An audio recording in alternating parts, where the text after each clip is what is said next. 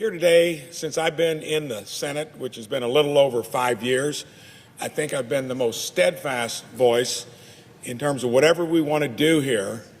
We shouldn't be borrowing it from our kids and our grandkids.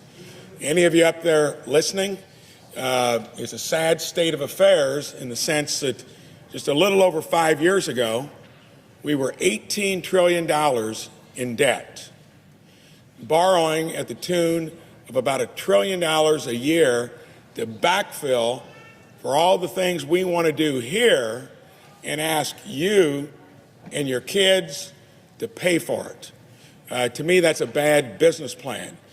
Sadly, it gets even worse.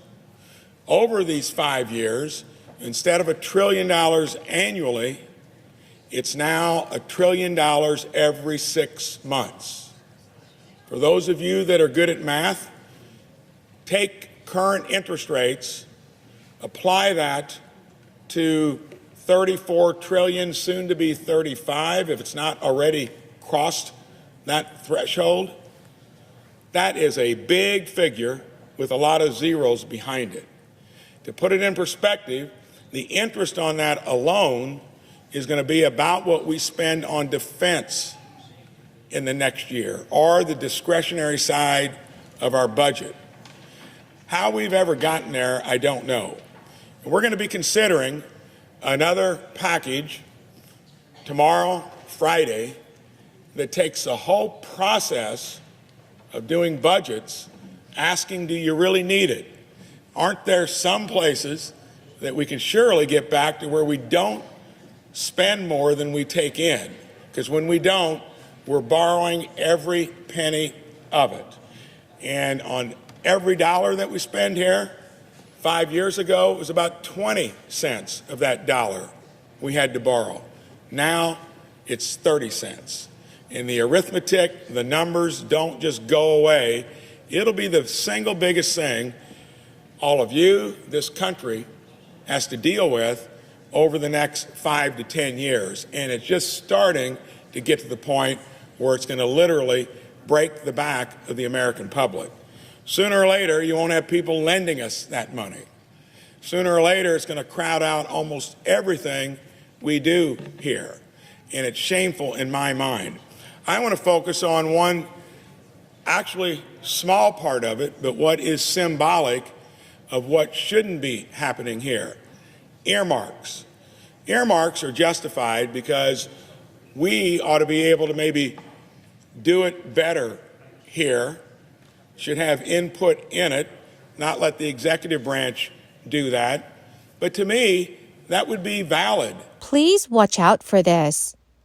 Many experts and analysts are now expecting for Social Security to face another major issue sooner than you'd think. There are several things that U.S. retirees need to know about this, including how their monthly benefits may be affected. My dear friends, please do me a big favor and watch until the end of this video. Also know that every Friday, I will be announcing several winners for the Walmart gift card giveaway. If you would like to enter the weekly giveaway, friends, all you have to do is click and like several of my videos and then comment below the keyword of each video that you watch.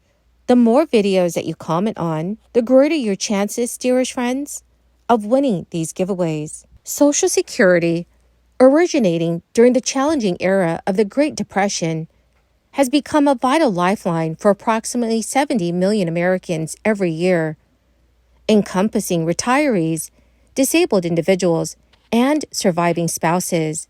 However, the program confronts a looming financial crisis, projected to unfold within the next decade if corrective measures are not implemented promptly. The imminent shortfall poses a grave risk of a 20% reduction in benefits for all beneficiaries, slated to commence in 2034. Should our federal government fail to intervene, this anticipated scenario stems from the depletion of the trust fund reserves for the old age and survivors insurance and disability insurance, necessitating urgent attention to safeguard the program's sustainability. Analysis reveals that as of 2022, Social Security grappled with a deficit of $22.1 billion, a manifestation of expenditures surpassing income, including taxes and interest, by a considerable margin. This worrisome trend is predicted to persist over the next 75 years, with a projected funding shortfall totaling a staggering $22.4 trillion. Such projections underscore the pressing need for comprehensive reform within the program to address its structural deficiencies. Despite its foundational role in providing economic security, Social Security has remained largely unchanged since its inception in 1935, even as significant demographic shifts, such as prolonged life expectancies and dwindling birth rates, have reshaped the societal landscape. This lack of adaptation to evolving circumstances underscores the imperative for decision action to modernize and fortify the program for the challenges of the 21st century. A myriad of potential solutions exist to bridge the funding gap and ensure the long-term viability of Social Security. These include augmenting the payroll tax rate, curtailing benefits for high-income earners, getting rid of the taxable maximum, raising the retirement age, and exploring new revenue streams through taxation on investment income, estates, and gifts. Each option presents its unique set of complexities and trade-offs, necessitating a nuanced and multifaceted approach to this reform. Taking timely action on Social Security reform is paramount, affording policymakers greater flexibility in implementing gradual adjustments and mitigating the disruptive impact of abrupt changes.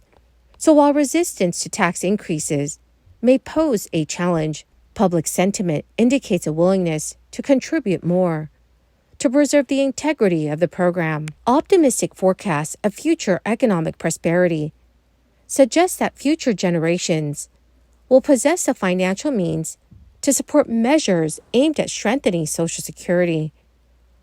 While the impending fiscal challenges facing Social Security do warrant attention and proactive intervention, it is essential to reassure current and prospective beneficiaries that the program's core functions will endure. Inflationary pressures have emerged as significant concern in recent economic reports, presenting a mixed picture of the current economic landscape. According to the latest data from the U.S. Bureau of Labor Statistics, the year-over-year increase in the price of goods and services stood at 3.1% in January.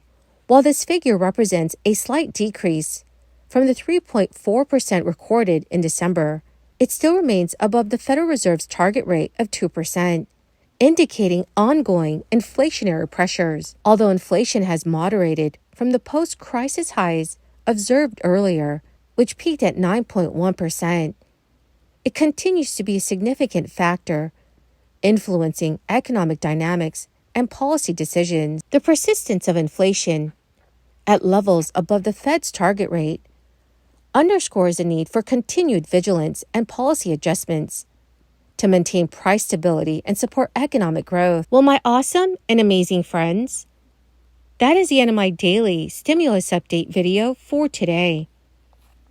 My dear friends, this coming Friday and every Friday, I will be announcing several winners for the Walmart gift card giveaway. If you would like to enter these weekly giveaway, friends, all you have to do is click and like several of my videos and then comment below the keyword of each video that you watch. The more videos that you comment on, friends, the greater your chances of winning these giveaways. Thank you and have a wonderful and very blessed week.